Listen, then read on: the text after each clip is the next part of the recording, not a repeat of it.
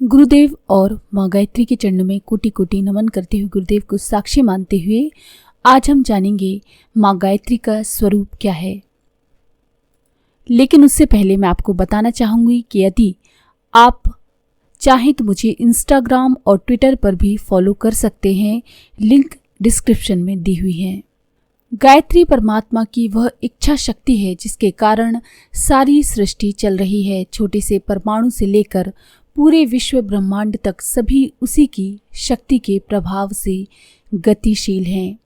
यानी इस दुनिया में जो कुछ भी गतिशील है वह सब माँ गायत्री की कृपा से है। स्वयं परमात्मा तो मूल रूप में निराकार है, सब कुछ तटस्थ भाव से देखते हुए शांत अवस्था में रहते हैं।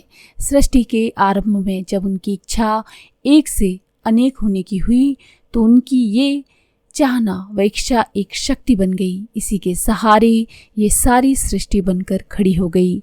सृष्टि को बनाने वाली प्रारंभिक शक्ति होने के कारण इसे आदि शक्ति कहा गया। पूरी विश्व व्यवस्था के पीछे और अंदर जो संतुलन और सुव्यवस्था दिखाई दे रही है वह गायत्री शक्ति का ही काम है।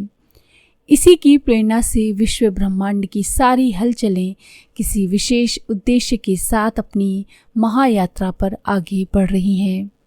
ब्रह्मा जी को सृष्टि के निर्माण और विस्तार के लिए जिस ज्ञान और क्रिया कौशल की जरूरत पड़ी थी वह उन्हें आदि शक्ति गायत्री की तप साधना द्वारा ही प्राप्त हुआ था। यही ज्ञान विज्ञान वेद कहलाया और इस रूप में आदि शक्ति का नाम वेद माता पड़ा, अर्थात वेदों का सार गायत्री मंत्र में बीज रूप में भरा पड़ा है।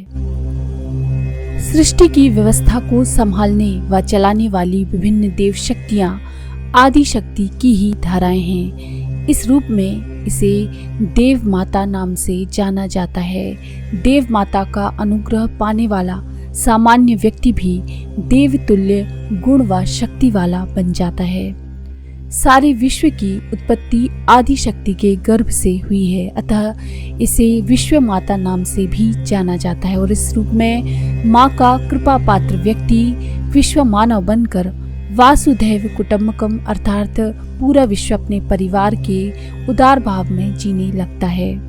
गायत्री मंत्र के उच्चारण से शक्तियों का उद्भव होता है।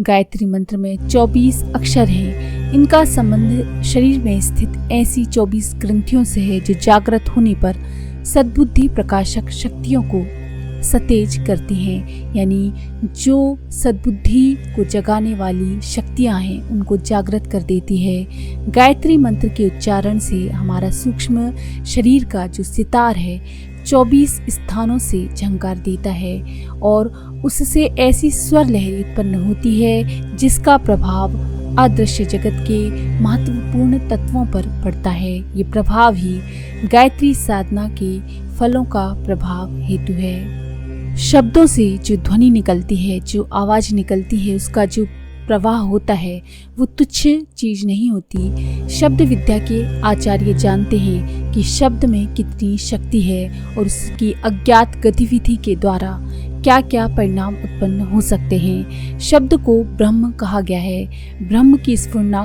कंपन उत्पन्न करती है। शब्दों के कंपन सूक्ष्म प्रकृति से अपनी जाति के अन्य परमाणुओं को लेकर ईथर का परिभ्रमण करते हुए जब अपने उद्गम केंद्र पर कुछ ही क्षणों में लौट आते हैं तो उसमें अपने प्रकार की एक विशेष शक्ति भरी होती है और परिस्थिति के अनुसार उपयुक्त क्षेत्र पर उस शक्ति का एक विशिष्ट प्रभाव पड़ता है।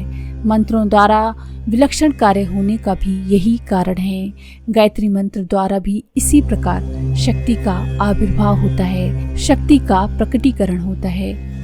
मंत्रोच्चारण में मुख्य जो अंग क्रियाशील होते हैं उन भागों में नाड़ी तंतु कुछ विशेष ग्रंथियों को गुदगुदाते हैं। उनमें स्फुरना होने से एक वैदिक छंद का क्रमबद्ध संगीत प्रवाह ईथर तत्व में फैलता है और अपनी कुछ क्षणों में होने वाले विश्व परिक्रमा से वापस आते आते एक स्वजातीय तत्व की सेना साथ ले आता है। यानी अपने ही जैसे जो तत्व हैं उनको अपने साथ लेकर आ जाता है, जो कि हमारे अभीष्ट उद्देश्य की पूर्ति में सहायक होते हैं, यानी जो हम चाहते हैं वो हमको प्राप्त कराने में सहायक हो जाते हैं। गायत्री उस बुद्धि का नाम है जो अच्छे गुण एवं कल्याणकारी तत्वों से भरी होती है। उसकी प्रेरणा से मनुष्य का शरीर और मस्तिष्क ऐसे रास्ते पर चलता है कि कदम कदम पर कल्याण के दर्शन होते हैं। कल्याणकारी मार्ग पर ही वह आगे बढ़ता है। हर कदम पर आनंद का संचार होता है। हर क्रिया उसे अधिक पुष्ट, सशक्त और मजबूत बनाती है तथा वह दिनों दिन अधिकाधिक गुण व शक्तिवान बनता जाता है। जबकि दुर्बुद्धि से उपजे विचार और काम हमारी प्राण शक्ति को दिन प्रतिदिन कम करते जाते हैं। दुर्बुद्धि से इस अमूल्य जीवन को यूं ही हम गवा बैठते हैं। व्यक्तियों के लिए गायत्री एक प्रकाश है, एक सच्चा सहारा है, एक आशापूर्ण संदेश है जो उनकी सद्बुद्धि को जगाकर इस दलदल से उबारता है, उसके प्राणों की रक्षा करता है व जीवन में सुख शांति एवं आनंद का द्वार खोल देता है। इस तरह गायत्री कोई देवी देवता या कल्पित शक्ति नहीं है, बल्कि परमात्मा की इच्छा शक्ति है जो मनुष्य में सद्बुद्धि के रूप में प्रकट होकर उसके जीवन को सार्थक एवं सफल बनाती है।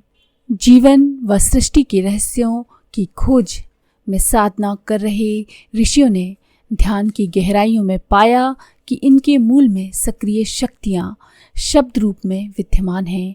आदि शक्ति का साक्षात्कार 24 अक्षर वाले मंत्र के रूप में ऋषियों को हुआ, जिसका नाम इसकी प्राण रक्षक क्षमता के कारण गायत्री पड़ा। इसकी खोज का श्रेय ऋषि विश्वामित्र को जाता है।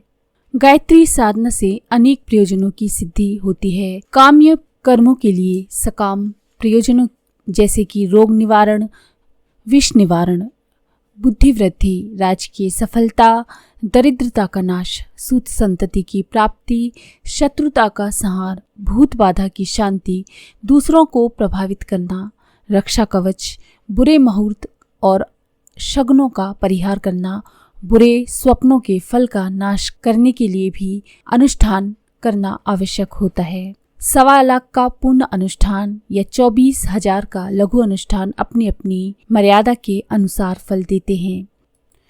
इन अनुष्ठानों को करने से, इन साधना को करने से, तपश्चर्या को करने से जो आत्मबल संग्रह किया जाता है उसे जिस काम में भी हम चाहें खर्च कर सकते हैं, उसका प्रतिफल हमको अवश्य मिलता है।